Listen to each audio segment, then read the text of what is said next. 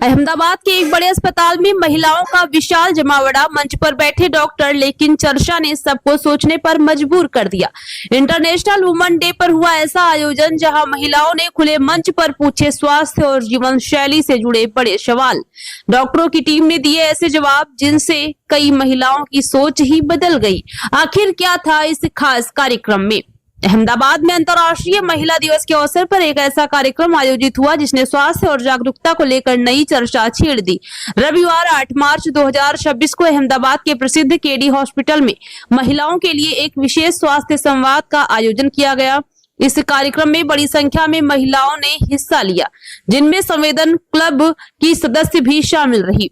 वैष्णवी देवी circle SG highway स्थित KD hospital के auditorium में सुबह 9 बजे से दोपहर 1 बजे तक चले इस आयोजन का नाम था आरोग्य संवाद। कार्यक्रम के दौरान शहर के जाने माने डॉक्टरों की टीम ने महिलाओं के स्वास्थ्य, जीवन शैली और रोजमर्रा की समस्याओं से जुड़े कई महत्वपूर्ण मुद्दों पर विस्तार से चर्चा की। इस मौके पर डॉक्टर हिमांग अंबानी, डॉक्टर रिंकू लालवानी और डॉक्टर मनीष खेतान समेत विशेषज्ञ डॉक्टरों ने महिलाओं के सवालों के जवाब दिए और बेहतर जीवन शैली अपनाने के लिए महत्वपूर्ण सुझाव भी साझा किए। डॉक्टरों ने बताया है कि बदलती जीवन शैली के बीच महिलाओं के लिए स्वास्थ्य के प्रति सजग रहना बेहद जरूरी है और समय समय पर सही जानकारी और मार्गदर्शन मिलना भी उतना ही महत्वपूर्ण है।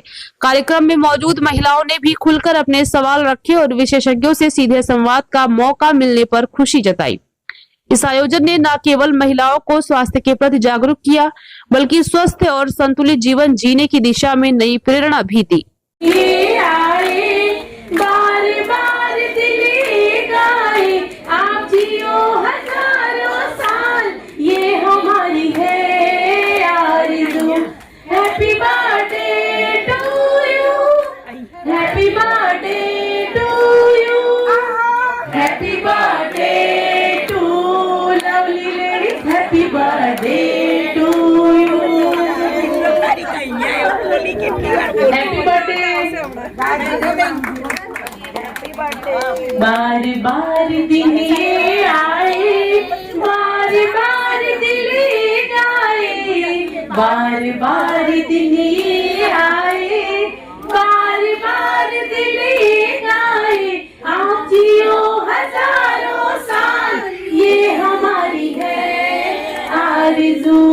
Happy birthday to you, happy birthday to you, happy birthday to lovely ladies, happy birthday to you, happy birthday.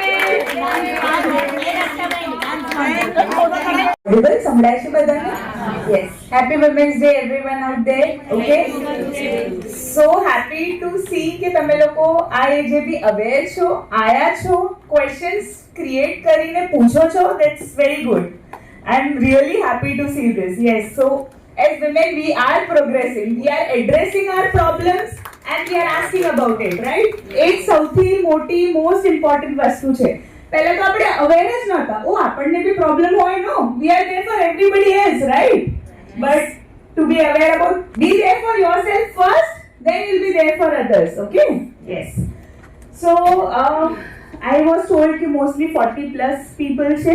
So આપણે above 40 women માં શું changes આવી શકે body માં? What is all about menopause? Perimenopause માં શું changes થાય આપણી body માં? અને એને how can we prevent it? પહેલું તો આવે જ નહીં એવું ટ્રાય કરીએ અને આવે તો એનું સોલ્યુશન કેવી રીતે થાય, right? Will talk about that. Okay. Basic વસ્તુ હું એક વસ્તુ જણાવવાની પહેલા કહું છું, એ છે કે સર્વાઇકલ કેન્સર અને breast cancer. Okay. 2 organs which are limited to females, cervix and breast. Okay. Breast cancer can happen in males but it's very rare. Okay. તો એના માટે એક અવેરનેસ માટે આપણે જે સર્વાઇકલ કેન્સર છે એના માટે પેપ સ્મિયર ટેસ્ટ હોય. પેપ ટેસ્ટ ઇઝ જે આપણે બ્રશથી લેતા હોઈએ છીએ. ઓકે. જે યુટ્રસ હોય એનું ટીપ હોય એને આપણે સર્વિક્સ કહીએ. સર્વિક્સના ટીપથી એક પેપ ટેસ્ટ લેવાય જે માઇક્રોસ્કોપમાં રન થાય. એનો રિપોર્ટ 2 દિવસે આવે. After the age of 25 till 65 દર 3 વર્ષે એ ટેસ્ટ કરાવવું જોઈએ. ઓકે. પેપ ટેસ્ટ કેમ કરાવવું જોઈએ? કેમ કે સર્વાઇકલ કેન્સર થાય ને એ ડેવલપ થાય, એ સર્વિક્સમાં સેલ્સમાં ચેન્જ થાય થી લઈને કેન્સર બને, એનું ગ્રાફ 10 વર્ષનું છે. Okay, so if we get it early, આપણે પહેલા જ લેવલ પર એને ડિટેક્ટ કરી લઈએ તો આપણે એને સ્ટોપ કરી શકીએ અને અર્લી ટ્રીટમેન્ટ કરીને એને ક્યોર કરી શકીએ, રાઈટ. બીજી વસ્તુ એ છે કે જે લોકોના ડોટર્સ છે, ઇવન સન્સ છે 9 to 14 years, એ લોકો માટે HPV વેક્સિન બહુ જ ઇમ્પોર્ટન્ટ છે. ઓકે, HPV વેક્સિનના ઘણા બધા મિથ્સ ચાલે છે કે it is not safe, it can cause this that whatever, but એ કશું જ નથી ટ્રુ. આપણા કન્ટ્રીમાં અત્યારે અવેરનેસ કેમ થયું છે? આપણું ઇન્ડિયા બહુ લેટ જાગે, because cervical cancer became the most common cancer in India. વર્લ્ડમાં મોસ્ટ કોમન ઇઝ બ્રેસ્ટ, પણ ઇન્ડિયામાં સર્વાઇકલ કેન્સર થયું ત્યારે જાગ્યા. So now our government is becoming active. હવે તો ફ્રી કેમ્પેનમાં બી 9 to 14 સ્કૂલમાં સ્ટાર્ટ થઈ ગયું છે લાસ્ટ વીકથી જ. એટલે જે લોકોના ડોટર્સ હોય, ઇવન સન્સ માટે કેમ્પ પેલામાં નથી, but you have them vaccinated. 9 થી 14 માં 2 ડોઝ હોય અને 14 થી 45 માં 3 ડોઝ લાગે. ઓકે, એબ્સોલ્યુટલી સેફ છે, એનું કોઈ જ રિએક્શન નથી. વર્ષોથી, હન્ડ્રેડ્સ ઓફ યર્સથી ટ્રાઇડ ટેસ્ટેડ છે. કોવિડ વેક્સિન જેવું લેટેસ્ટ નથી બન્યું. ઓકે, આપણે માટે અવેરનેસ લેટ થયું છે. Okay, this was just brief about cervical cancer. અને બ્રેસ્ટ કેન્સર માટે એક એવી માન્યતા છે કે ઓલ્ડ ફિમેલને જ થાય, એવું નથી, યંગ ફિમેલને બી થઈ શકે. એટલે after the age of 20 every month, મહિનામાં એક વખત જાતે હાથથી બ્રેસ્ટ એક્ઝામિનેશન કરવાનું. ઓકે, એન્ડ આફ્ટર 40 દર વર્ષે કે દર 2 વર્ષે મેમોગ્રાફી કરાવવી જોઈએ. Alright, this was just briefing. આપણે ટોપિક મેનોપોઝ છે, but because you are so aware, તમે ક્વેશ્ચન્સ પૂછો એટલે મેં આ 2 વસ્તુ be to be aware about your body and to get yourself check એટલે કીધું. Alright, yes. So menopause. Okay. So time flows like river. એક વખત જે પાણી જતું રહ્યું, we cannot touch it. So same is our age. એક વસ્તુથી બીજી એજ નીકળી ગઈ. ચાઇલ્ડહુડમાં જે વસ્તુઓ બોડીમાં હતી, અડલ્ટમાં it is different and now it is different. Okay. So we have to live every phase of life and enjoy every phase of life. Okay. This phase is equally important. Every age is important. Okay. એવું નથી બસ હવે જીવનો લાસ્ટમાં જોઈશું. No. Live till the end. Live till you live. Okay? So 40s પછી કેવું હોય, આપણા બોડીમાં બધા જ સેલ્સ જે છે ને, સ્કિન બી every day cells multiply, increase થાય અને ડેડ બી થાય, બધા જ સેલ્સ. ઓવરી ઓલ્સો, ઓવરીના સેલ્સ બી એક એજ પછી ડિસ્ટ્રોય થતા જાય, એવરી ડે બી ડિસ્ટ્રોય થતા હોય. બટ આફ્ટર 40 એનું જે વોલ્યુમ, આપણે બોર્ન થયા હોય થાઉઝન્ડ્સ ઓફ ફોલિકલ્સ સાથે, eventually it decreases, it becomes very less. Okay, and after 40 very less, mostly 45 to 50 માં ovaries કામ કરવાનું completely બંધ કર્યું. Okay, so એક organ આપણી બોડીમાં it is not becoming useful, it is not there, એનું કોઈ કામ જ નથી. but 50 સુધી આપણા બોડીમાં એ વસ્તુ એક હોર્મોન રિલીઝ કરતી. અને મેડમે બહુ સરસ રીતે તમને કીધું કે PCOD જે છે એ લાઇફસ્ટાઇલ ડિઝીઝ છે. લાઇફસ્ટાઇલ ડિઝીઝ મતલબ એટલે જ શું? What is lifestyle disease? મારો આખો ટોપિક એના ઉપર જ છે. હિન્દીમાં મેં એટલા માટે કર્યું છે, ઘણા બધા લોકોને ખબર ના હોય તો હું ગુજરાતીમાં જ વાત કરવાનો છું કે વોટ ઇઝ લાઇફસ્ટાઇલ ડિઝીઝ. તમે જે રીતનું લાઈફ આજે જીવતા હો, એનાથી જે રોગ આવે, જે પછી મટી ન શકે અને જેની ચિંતા થાય, મટે બી નહીં અને તમને મારે બી નહીં અને તમને જીવાય નહીં, તો બધી રીતે તમને હેરાન કર્યા કરે. Diabetes, blood pressure, cardiac disease, knee pain, back pain, depression, sleep apnea and PCOD. And આ લાઇફસ્ટાઇલ ડિઝીઝ થાય છે કે કોઈ બી પૂછે કે આ લાઇફસ્ટાઇલ ડિઝીઝ થાય છે કેમ? ઠીક છે, બેઠાડું જીવન છે તો હું જીવું છું ને, શાના માટે તમે મને એવું લાઇફસ્ટાઇલ ડિઝીઝ આપી દીધું? તો લાઇફસ્ટાઇલ ડિઝીઝનો મતલબ શું? જે જીવન શૈલી નક્કી થઈ છે, કુદરતે તમારા માટે નક્કી કરી છે, એ શું શૈલી નક્કી કરી છે? એ તમે ચાલતા હો અને ચાલતા ચાલતા તમે તમારું ભોજન શોધતા. વિકાસના ક્રમમાં જ્યારે માનવનો વિકાસ થયો, આ વિકાસના ક્રમમાં આજે બી તમે જાનવરને જોશો ને તો એનું એક જ કામ હોય છે, આખો દિવસ ફરિયાદ કરે, ખાય, થોડું આરામ કરે પછી ભૂખ લાગે ફરી શિકાર કરે અથવા ખાય અને આરામ કરે. This is the whole process. And then they reproduce. Season આવે તો they reproduce and produce babies and they die. This is what we are meant for. એના જ માટે અમે ભણ્યા છીએ. મગજનો વિકાસ ભયંકર થઈ ગયો. મગજનો વિકાસ થયો તો ચાલુ થયું ને કોપર યુગમાં ચાલુ થયું તો પહેલું વ્હીલનો આવિષ્કાર થયો. એ આવિષ્કાર જે થયો ત્યારથી આપણે ચાલવાનું ઓછું થયું અને હવે બંધ થયું. હવે બિલકુલ બંધ થઈ ગયું. અત્યારે બીજા ફ્લોર ઉપર મારી લિફ્ટ રોકાઈ ગઈ. મને ઉતાવળ હતી, મને લાગ્યું કે હું મોડો પડી ગયો. એક હતા બે મેં કીધું કેમ ઉપર જવું છે, મને સાહેબ નીચે જવું છે. હું મોડું જોતો હતો કે 2 ફ્લોર નીચે ઉતરવા હોય તો લિફ્ટ જોઈએ. હા, ઉપર જવું હોય 6ઠા માળે તો લિફ્ટ જોઈએ. That I can understand. 2 માળે નીચે ઉતરવા. This is what lifestyle we are changing ourselves. જેના અંદર કોઈ બીજો જવાબદાર છે જ નહીં. કમ્ફર્ટ તમને એક કોઈ આપી દે ને, એ કમ્ફર્ટ તમને જોઈએ જોઈએ ને જોઈએ. એના માટે તમારે જે કરવું. પંખામાં હોઈ જતા હતા, એસી જોઈએ. માટલાનું પાણી પીતા હતા, ફ્રીજ જોઈએ. પહેલા બાજુમાંથી કરિયાણામાં કે શાક લેવા ચાલીને જતા હતા, હવે 2 વ્હીલર જોઈએ. અને ઓનલાઈન. અને બેને તમને કીધું કે પિઝા તમે ક્યારે ખાધા, તમારી છોકરી ક્યારે, ખાવાની જરૂર નથી. Food is there on your phone. રાત્રે 2 વાગ્યા જોઈએ. અમે શોધવાની કરતા હતા. કોઈ દિવસ કોઈ ગેસ્ટ આવ્યો હોય ને કે રાત્રે 1 વાગે ભાઈ આઈસ્ક્રીમ ખવડાવે તો આટા આવી જાય. વીએસ પાસે પહોંચવું પડે. અમે સિવિલ બાજુ રહેતા અને માણેક ચોક જવું પડે. સિવિલ વીએસ પાસે. અને એ ટાઈમમાં સ્કૂટરે ના હોય અને ઓટોવાળા બહુ પૈસા માંગે. અને અત્યારે કંઈ જરૂર છે વિચારવાનું જ નહીં. સિંધુ ફોન ઝોમેટો સ્વિગી અત્યારે ભાઈ બાપ કરતા વધારે ઇમ્પોર્ટન્ટ છે બધા માટે. બરાબર. સો એકચ્યુઅલી હું તમને સ્લાઇડ ખાલી એમ બતાવવા માટે બતાવું છું. એ જીવનની પ્રક્રિયામાં જ્યારે અમારી લાઈફસ્ટાઈલ એકદમ બગડતી ગઈ, સાથે સાથે તમારા બોડીના એક સર્કેડિયન રિધમ હોય. આ સર્કેડિયન રિધમ શાના કહેવાય? 24 કલાકનો ટાઈમ હોય. રાતનો ટાઈમ સુવાનો હોય, દિવસનો ટાઈમ જાગવાનો હોય. તો કેમ સુવાનું? કેમ કુદરતે એવું કંઈક કર્યું તમારા સાથે કે તમને ઊંઘવું પડે? બિકોઝ આખા દિવસની થાક પછી તમને રાત્રે જ્યારે તમે સૂવો તમારી બોડી રિપેર થાય. રિપેર થાય એના માટે બોડીના અમુક હાર્મોનની જરૂરિયાત હોય. એમાં most important hormone is insulin and second is your thyroid hormones. પણ એ ક્યારે? જ્યારે તમે 7 વાગે જમી લેતા હો, 9 વાગે સૂઈ જતા હો. તો જ્યારે તમે 1 વાગ્યા જમો તો તમે આખું હાર્મોનના સિક્રેશનને તો 1, 2, 3 કરી નાખી. હવે હાર્મોન પ્રોપરલી સિક્રેટ થવાના જ નથી એન્ડ તમારી બોડીને રિપેરનો ચાન્સ મળવાનો નથી. એક પાર્ટ.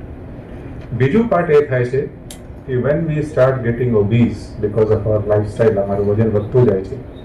કોઈએ મને પૂછ્યું કે વજન માટે કેમ એટલું બધું બોલો છો? આંકડા જોઈ લો. 1 અબજ કારણો છે. મારા પાસે વજન માટે બોલવા માટે 1 અબજ કારણો છે. 1 અબજ લોકો દુનિયામાં મેદસ્વી છે, જેને ટ્રીટમેન્ટની જરૂર છે. જેને ટ્રીટમેન્ટની જરૂર નથી એની વાત નથી કરી.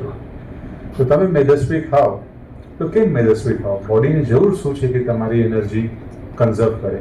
તમે ખાઓ, જેટલી જરૂરિયાત એટલી કાઢે અને બાકી બધું એવું નહીં.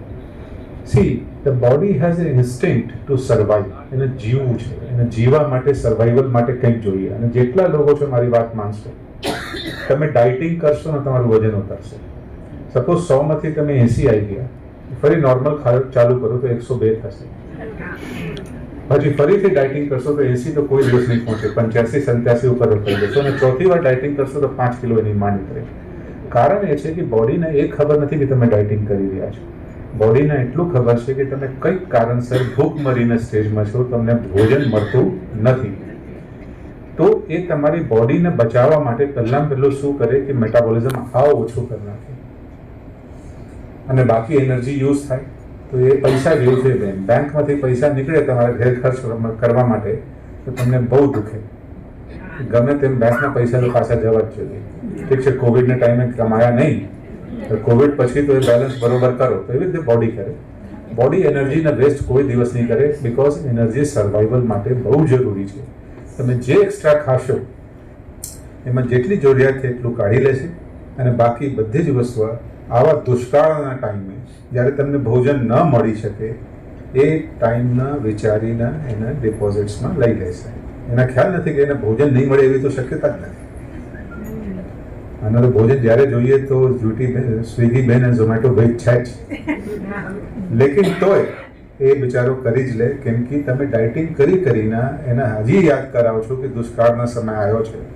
સો basically dieting is not at all a good thing to do, but a proper diet is something which is very good to do. જે આપણે ગુજરાતી દાળ ભાત શાક છે પ્રોપર ડાયટ કહેવાય, એમાં કંઈ વધારે મારે તમને જણાવવાની જરૂર નથી. અને જૈન પ્રમાણે જમ 7 વાગ્યા પછી કાંઈ નહીં. જેનું વજન ઉતરતું હોય, જો ચડતું હોય, બધું બંધ થઈ જશે. હવે આ મેદસ્વીતાના એક રોગ રૂપે જ્યારે વડાપ્રધાન, કેમ કે હું તો 20 વર્ષથી ચીસો પાડીને મેડિકલ સ્કૂલ્સમાં કોલેજીસમાં હું બેસિકલી સર્જન છું, પણ મારી ને કોઈ દિવસ આવી રીતે તમારી જોડે જ્યારે વાર્તાલાપ થાય કે કોઈ બી ઓડિયન્સ જોડે થાય ત્યારે સર્જરીની વાત જ નથી. ખાલી તમને જાણ કરાવું કે મેદસ્વીતા સ્ટેજ છે. We are not talking about surgery. Awareness. આ aware patient is always the best patient. એ પેશન્ટને ખ્યાલ હોય. બેન કીધું ને તમને કે 1 વર્ષ પછી માસિક આવે તો જાતે ઇલાજ ના કરો. તો આજે તમને અવેર કરે કે 1 વર્ષ સ્ટોપ થાય આવે તો ડૉક્ટર પાસે જવાનું. તમને અવેરનેસ આવી ગઈ તો એ જ કામ મારું છે. Awareness is the best. તો બેસિકલી જ્યારે પ્રધાનમંત્રીએ લાલ કિલ્લા પરથી કીધું હોય, રેલીમાં કીધું એ દેટ વોઝ નોટ ઇમ્પોર્ટન્ટ. એ તો કદાચ વોટ પામવા માટે ગમે તેમ કહેવાય. લાલ કિલ્લાથી જ્યારે બી પ્રધાનમંત્રી કોઈ સંદેશ. સૌથી પહેલાં તો આટલા બધા મહિલાઓ આજે છે તો આજે ખાસ happy women's day to everyone. અને જેમ મનીષ સાહેબે કીધું કે એક મહિલાનું જીવન બહુ જ થેન્કલેસ છે, એટલે આજે દિવસ બી સારો છે. તો I would like to take this opportunity two thank you all કે આજે તમે લોકો બધા છો, તમે અમારું ધ્યાન રાખો છો તો અમે આટલું ડેડિકેશનથી કામ કરી શકીએ છીએ. તો કદાચ અમે પણ આ ના કરી શક્યા હોત. એટલે દરેક મહિલાનું ઘણું બધું સેક્રિફાઈસ હોય છે, તો એના માટે again thank you all very much. તો વધારે સમય નહીં લઉં. બેઝિકલી આજે આપણે થોડુંક જાણવા માંગીએ છીએ કે વોટ ઇઝ અ હેલ્ધી ની. ઘૂંટણ વિશે આજે હું થોડીક વાત કરવાનો છું કે જે આજકાલના જીવનમાં બહુ જ કોમન થઈ ગયો છે આ પ્રોબ્લેમ. ઓલમોસ્ટ 10માંથી કદાચ 5 કે 6 ઘરમાં આ પ્રોબ્લેમ હશે જ. અને એના રિગાર્ડિંગ બહુ વધારે નોલેજ બી નથી અને ખોટું નોલેજ બી એટલું જ છે. અને લોકો ખૂબ ડરતા હોય છે સર્જરી માટે. શું કરવું, સર્જરી માટે જવું, ના કરાવવું, કસરત કરવી, હાર્ડવેર પાસે જતા હોય છે, ઇન્જેક્શન્સ લેતા હોય છે. એટલે આ પ્રોબ્લેમ ખૂબ જ વધારે પડતો કોમન થતો જાય છે, પણ હજુ બી એટલું બધું એજ્યુકેશન અને અવેરનેસ નથી આના વિશે. તો આપણે થોડુંક બ્રીફમાં સમજવાનો કોશિશ કરીશું. તો સૌથી પહેલા તો વાય હેલ્ધી ની કે ઘૂંટણ. આપણે માણસનું જ્યારથી ઇવોલ્યુશન થયું આપણને ખબર છે કે પહેલા આપણે 4 પગ પર ચાલતા હતા. એ વખતે ઘૂંટણનો એટલો બધો રોલ નહોતો, પણ હવે જ્યારે માણસનું ઇવોલ્યુશન થયું અને આપણે 2 પગ પર ચાલીએ છીએ ત્યારે ઘૂંટણ એ આપણા શરીરનો ઘૂંટણ અને થાપા, આ બે જે સાંધા છે આપણા શરીરના સૌથી મેઇન સાંધા છે, જેના હિસાબે જ આપણે બધા કામ કરી શકીએ છીએ. તો ઘૂંટણનું સ્વાસ્થ્ય સારું રહેવું ખૂબ જ જરૂરી છે તમારા ડેઈલી રૂટીન એક્ટિવિટીઝ માટે. બરાબર કે આપણે જેવી રોજની પ્રક્રિયા કરીએ છીએ કે જેમ કે ચાલવાનું છે, ઉઠવા બેસવાનું છે, દાદર ચડવા ઉતરવાનું છે, આ બધી પ્રક્રિયાઓમાં સારા ઘૂંટણનું હોવું ખૂબ જ જરૂરી છે. જો ઘૂંટણ સારા ના હોય તો આ બધી પ્રક્રિયાઓ ખૂબ જ પીડાદાયક બની જાય છે. અગેન નાની ઉંમરમાં બી કે પછી મોટી ઉંમરમાં બી આપણે કસરત કરીએ, કંઈક સ્પોર્ટ્સ કરીએ, આ બધી વસ્તુઓ માટે બી આપણે સ્વાસ્થ્ય એક હેલ્ધી નીની ખૂબ જ જરૂર હોય છે. અને ઇન કેસ જ્યારે આ ઘૂંટણનો સ્વાસ્થ્ય મેન્ટેન નથી થતો, જ્યારે તકલીફ પડતી હોય છે, ત્યારે એના લીધે નોર્મલ ઇવન જે લોકોને ખૂબ જ દુખાવો છે એ લોકોને ખબર છે કે નોર્મલ ચાલવું બી એક પીડાદાયક વસ્તુ બની જતી હોય છે. ચાલવાની બી ઈચ્છા નથી થતી હોતી, એટલે એક્ટિવિટી ખૂબ જ રિસ્ટ્રિક્ટ થઈ જાય છે, જેના લીધે ઘણા બધા ડાયરેક્ટલી નહીં પણ ઇનડાયરેક્ટલી જ્યારે બી શરીર ઇનએક્ટિવ થાય ત્યારે બીમારીઓનું ઘર બનતું હોય છે, કે જેમ કે હાઇપરટેન્શન છે, ડાયાબિટીસ છે, મેદસ્વીપણું છે, હૃદયના તકલીફો છે, થાઇરોઇડના પ્રોબ્લેમ છે, હાડકા નબળા પડી જવા છે. આ બધી વસ્તુઓ ક્યાંક ને ક્યાંક ડાયરેક્ટલી અથવા ઇનડાયરેક્ટલી આપણા શરીરના સ્વાસ્થ્યની સાથે સાથે ઘૂંટણના સ્વાસ્થ્ય સાથે બી રિલેટેડ છે. કેમ કે સાંધા પગ બધું સારું હશે, આપણે સારી રીતે કસરત કરી શકશું, સારી રીતે ચાલી શકશું, દોડી શકશું, તો આ બધી બીમારીઓથી આપણે કદાચ દૂર રહી શકશું. તો રૂટીનલી આપણે શું કરી શકીએ? હેલ્ધી માણસ છે એ બધું જ કરી શકે છે, પણ જે લોકોને આ ખાસ એ બતાવવા માંગુ છું કે ખાસ જે લોકોને નીઝમાં પ્રોબ્લેમ છે તો એ લોકો કઈ વસ્તુઓ કરી શકે છે, કઈ વસ્તુઓ નથી કરી શકતા, કેમ કે એના રિગાર્ડિંગ બી ઘણી વખત કન્ફ્યુઝન રહેતું હોય છે કે કઈ કસરત કરવી, કઈ કસરત નહીં કરવી.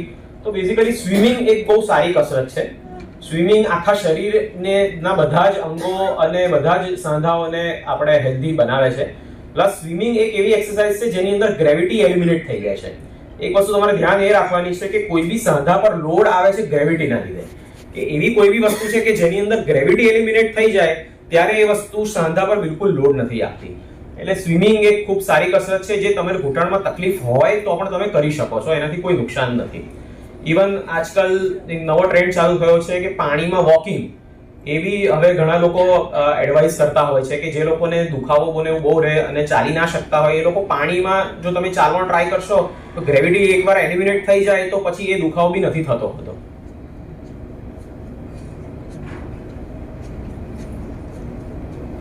વોકિંગ, ઘણા લોકો કહેતા હોય છે કે ચાલવાથી ઘૂંટણ ખરાબ થઈ શકે છે અને ના ચાલવું જોઈએ, જે એક ખોટી વાત છે. ચાલવામાં બેઝિકલી કોઈ વાંધો નથી, પ્રોવાઇડેડ કે તમે સારી સરફેસ પર ચાલો અને સારું ફૂટવેર.